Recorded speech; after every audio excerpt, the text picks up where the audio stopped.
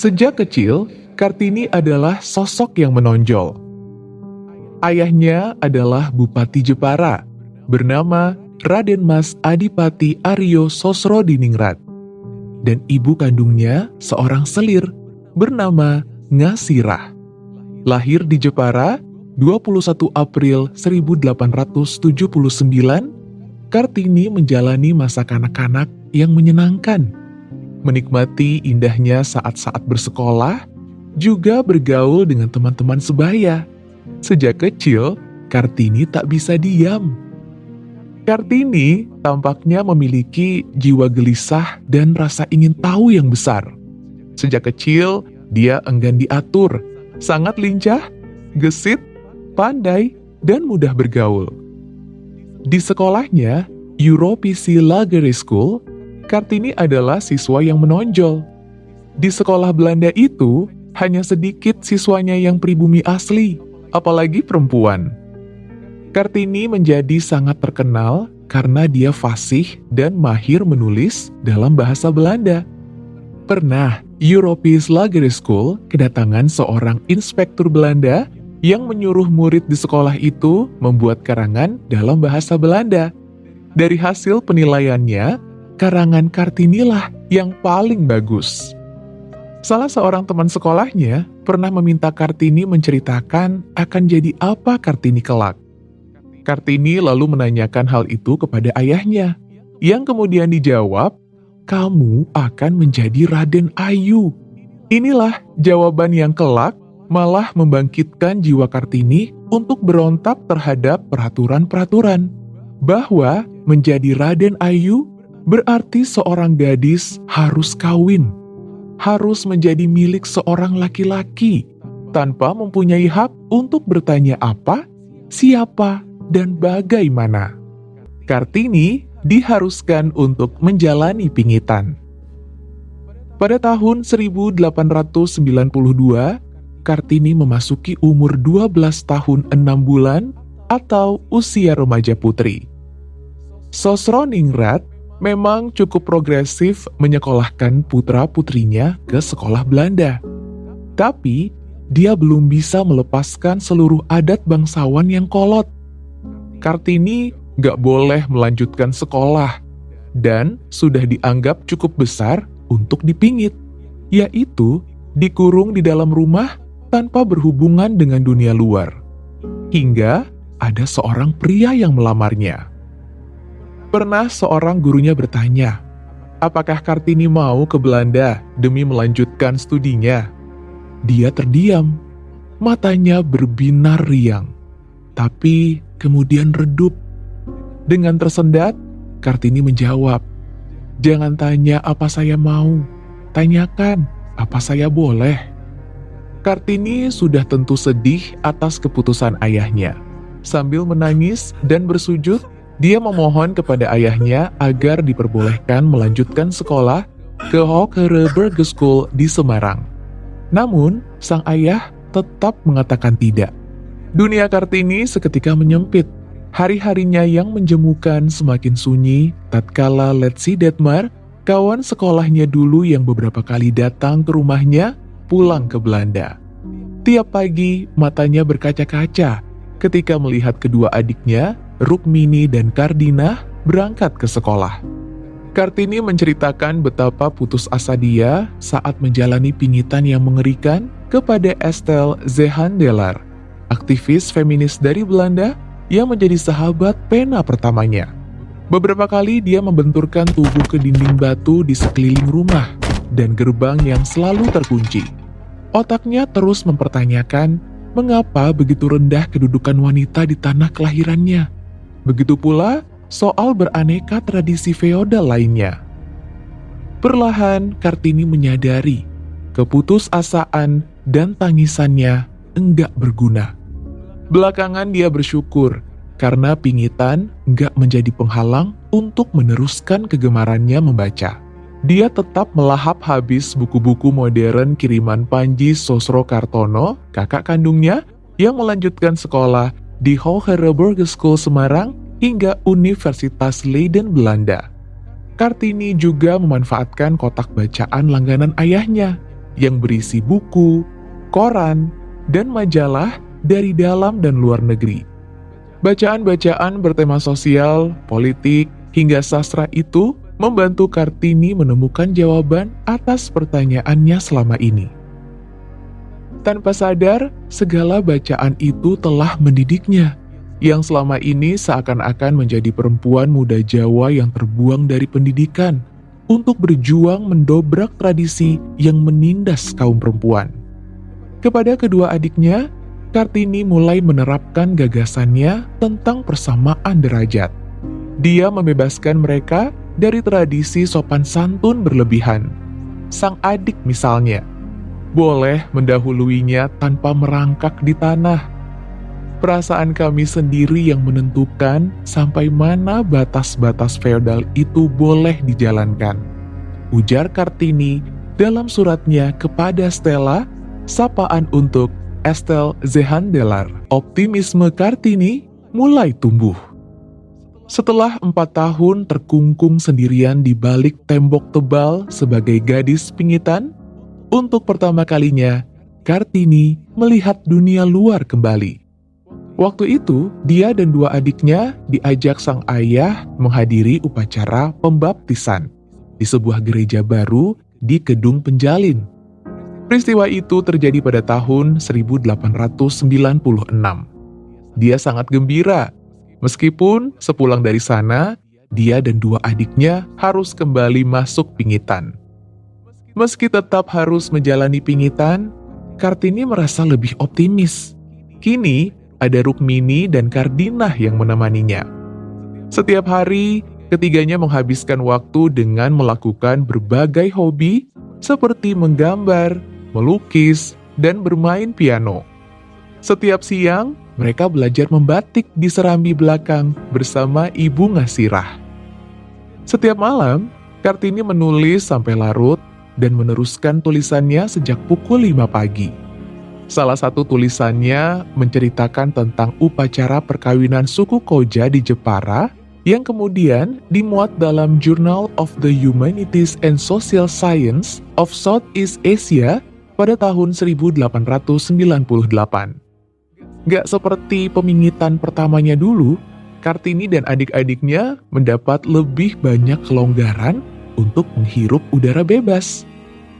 Semangat Kartini memperjuangkan kesejahteraan bangsanya, terutama kaum perempuan, juga merasuki jiwa Rukmini dan Kardinah. 4 tahun dipingit sendirian, memberi cukup banyak waktu bagi Kartini untuk memahami kalau kemajuan bangsa gak mungkin tercapai tanpa mengangkat kaum perempuan dari kekolotan. Seperti di masa kanak-kanak, Rukmini dan Kardinah dengan penuh keyakinan menyatakan ikut berjuang bersama Kartini, memerangi musuh bersama, yakni feodalisme, poligami, kawin paksa, dan perceraian sewenang-wenang. Semangat kakak adik itu kian menyala ketika pada tanggal 2 Mei 1898, sang ayah membebaskan mereka dari pingitan. Hari itu, 3 serangkai, Kartini, Rukmini, dan Kardinah, diajak ke Semarang untuk merayakan penobatan Ratu Wilhelmina.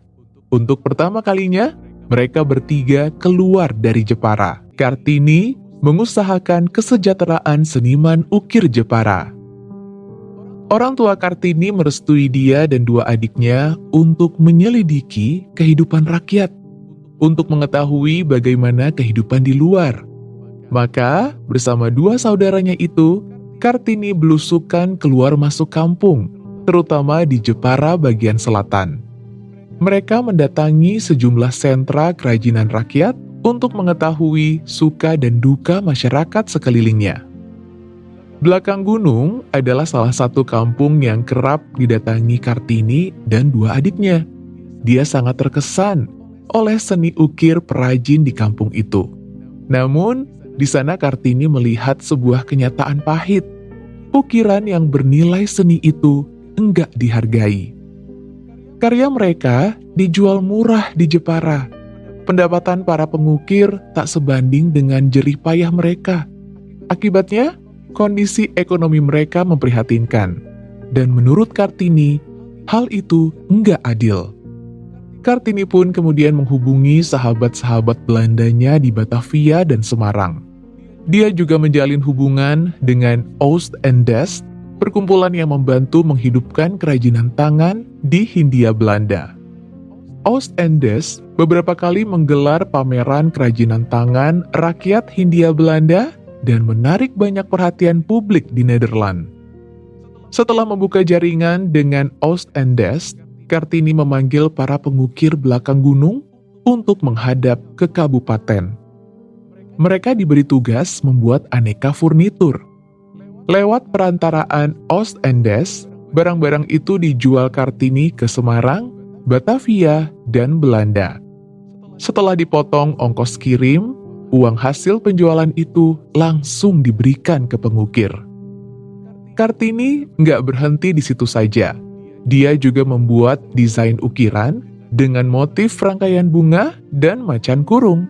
Ternyata desain itu, terutama yang macan kurung, sangat diminati di luar Jepara, seperti Semarang dan Batavia. Motif macan kurung merupakan simbol perlawanan perajin ukir atas tekanan hidup yang dirasakan saat itu.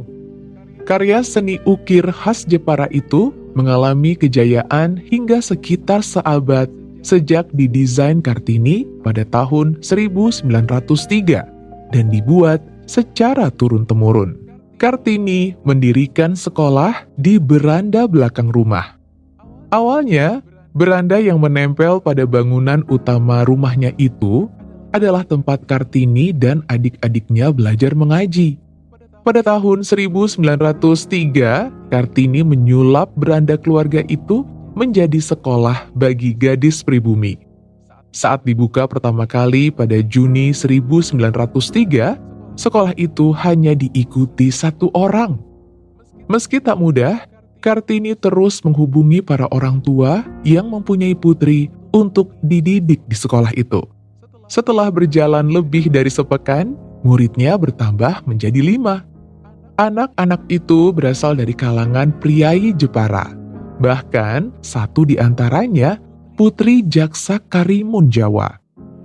Sekolah rintisan Kartini itu dibuka 4 hari dalam seminggu, dari pukul 8 pagi hingga 12.30 siang. Bila menilik usia murid-muridnya, sekolah itu setaraf dengan sekolah dasar. Murid-murid diberi pelajaran membaca, menulis, menggambar, memasak, merendah, menjahit, dan membuat kerajinan tangan lainnya. Mereka juga diajari tentang budi pekerti. Kartini menggunakan bahasa Jawa halus untuk mengakrabkan diri dengan murid-muridnya.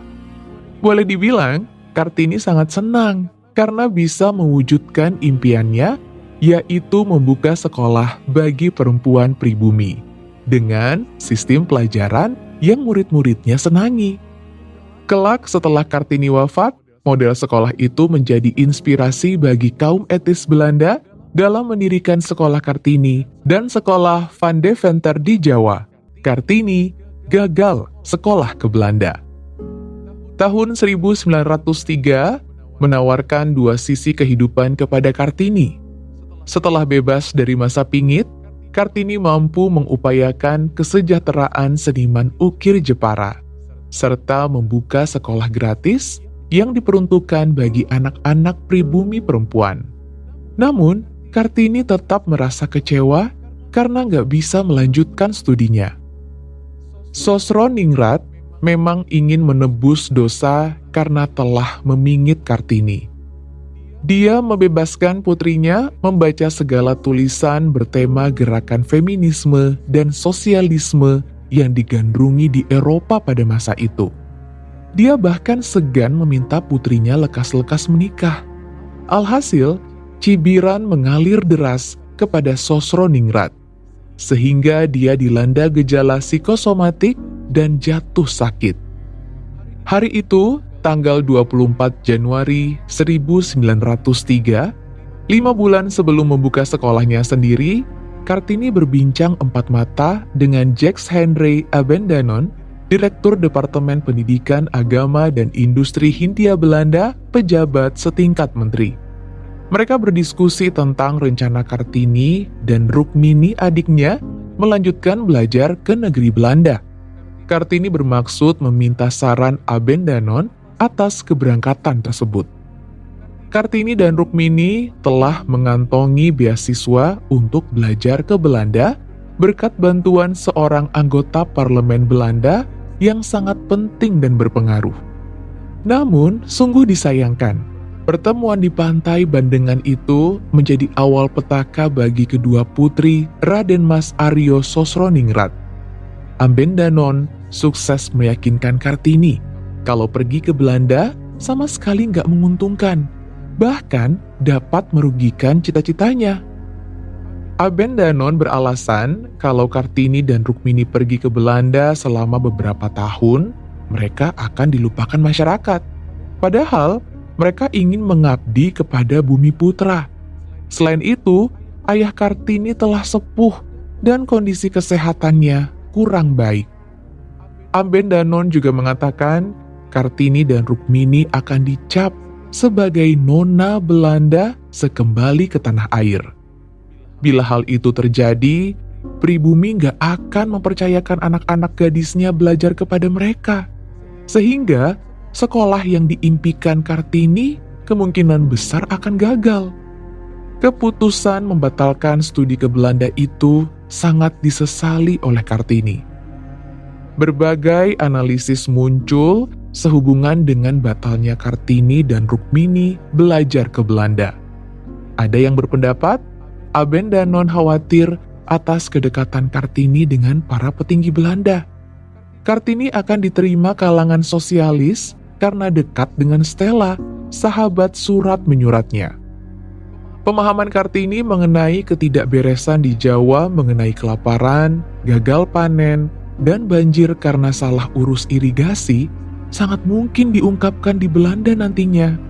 Isu itu dikhawatirkan akan dimanfaatkan kelompok sosialis Belanda untuk menyerang pemerintah tinggi atau pemerintah pusat dan pemerintah Hindia Belanda.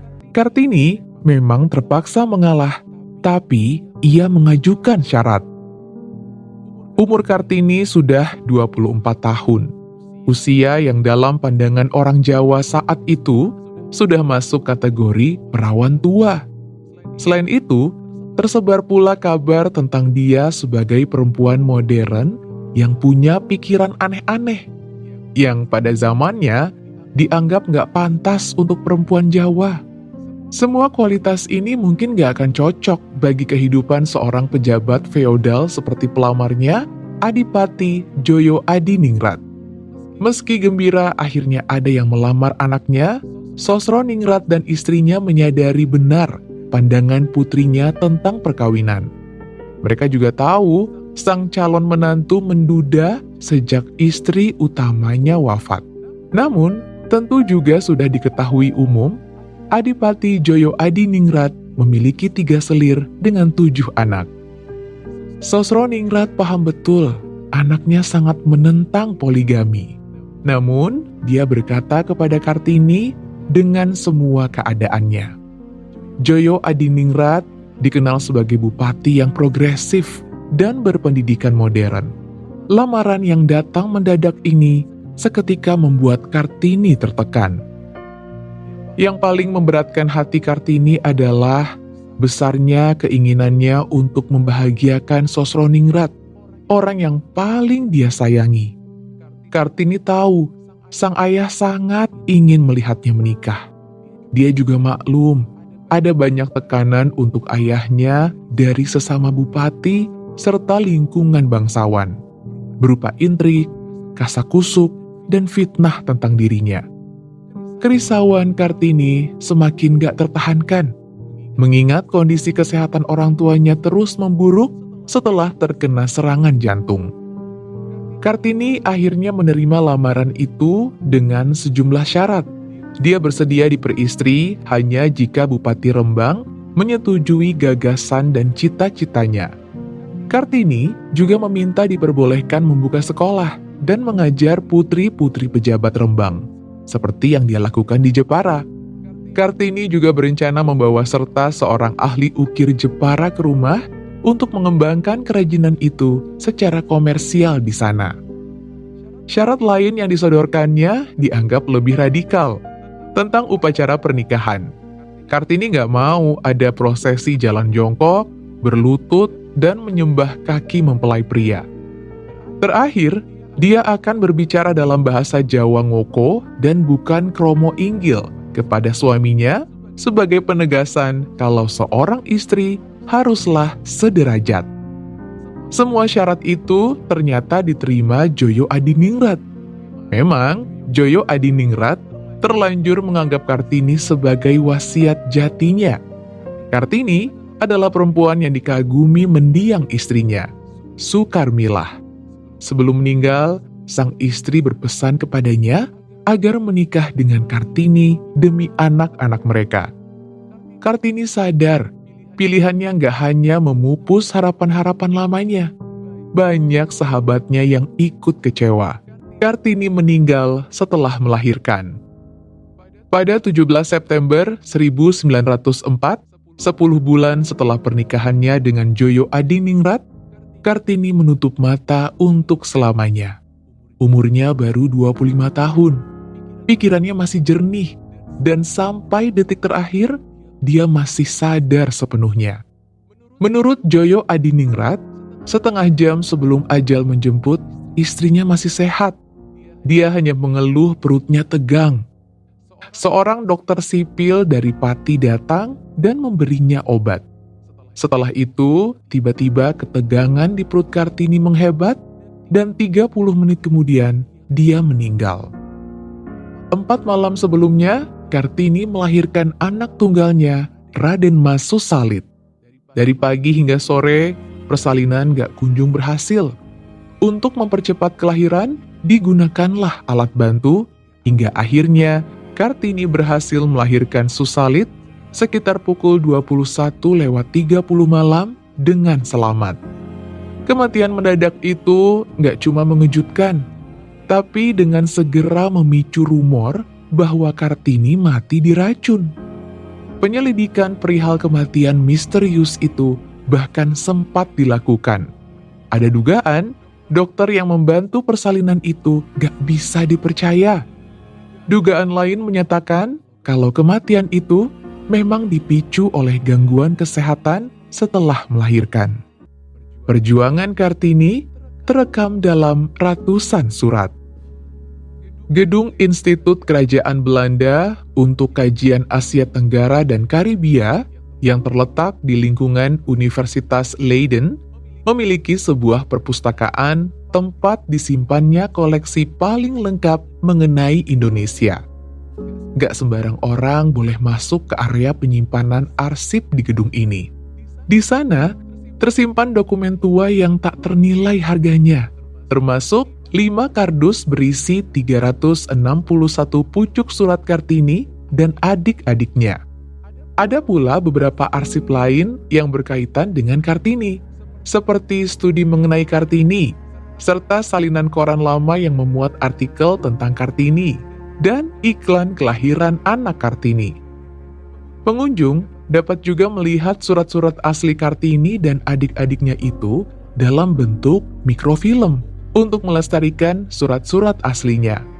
Arsip-arsip asli disimpan dalam material bebas asam demi menjaga supaya arsip itu bisa bertahan hingga 40 tahun. Bila disimpan di kotak kertas biasa, dokumen tersebut bisa bertahan paling lama hanya 1 dekade. Untuk menjaga agar surat itu nggak rusak, mereka memasang pengatur suhu dan menetapkan aturan ketat. Kondisi semua kertas surat itu bisa memburuk dari waktu ke waktu.